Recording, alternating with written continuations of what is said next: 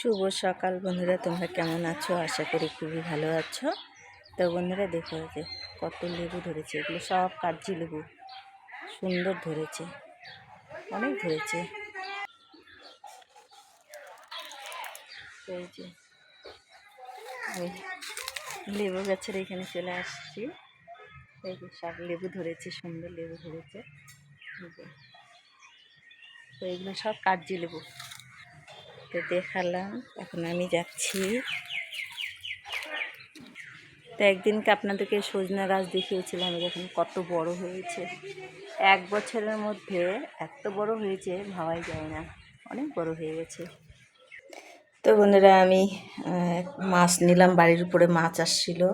তো আমাদের তো খুব একটা মাছ খাওয়া হয় না, মাংস খাওয়া হয় না, তাই আজকে নিলাম নাতিবাবু কে দেবো বলে, তাই অল্প করে নিয়েছিলাম। তো এই যে মাছগুলো, মানে কপাল যদি খারাপ থাকে তো মানে কি বলবো, আর 3টা মাছ ভালো বেরিয়েছে, আর 2টো মাছ এখন গলা মানে বললে বোঝাতে পারবো না। এই দেখুন হাতটাই ঢুকে যাচ্ছে, দেখছেন কীরকম নরম বেরিয়েছে। তো যাই হোক, কী করবো আর, এই 2টো ভাজা করব, তাই ফেলে তো দিতে পারবো না।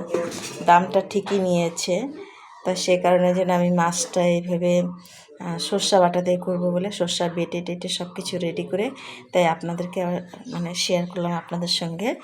তো এই যে এর মধ্যে সর্ষা, সাদা সর্ষা আর কালো সর্ষা দিয়েছি, লঙ্কা দিয়েছি, লবণ দিয়ে বেটে নিয়েছি, তারপরে আস্তে করে সব মানে সবগুলো মেখে নিয়েছি, সব কিছু মেখে নিয়ে তারপরে এই যে বাটির মধ্যে দিয়েছি, আর এর নিচে দিয়েছি আমি জল।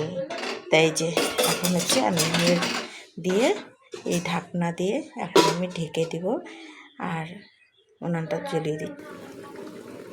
তো এই যে মাছ ভাপা হয়ে গেছে, তা আমি রেখে দিলাম এখন।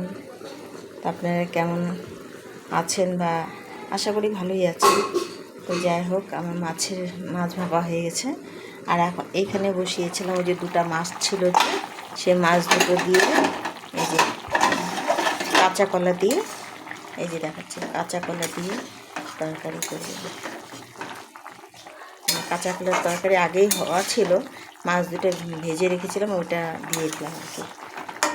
তরকারি আগেই করা ছিল, তো ভাজলাম, ওটা দিয়ে দিলাম। তো আপনারা ভালো থাকুন, সুস্থ থাকুন, আর আমার পাশে থাকুন। নতুন যারা রয়েছেন আমার ভিডিওটাকে সাবস্ক্রাইব করে দিয়ে, যারা পুরনো তাদেরকে অনেক অনেক ধন্যবাদ ভিডিওটা দেখবার জন্য। ধন্যবাদ।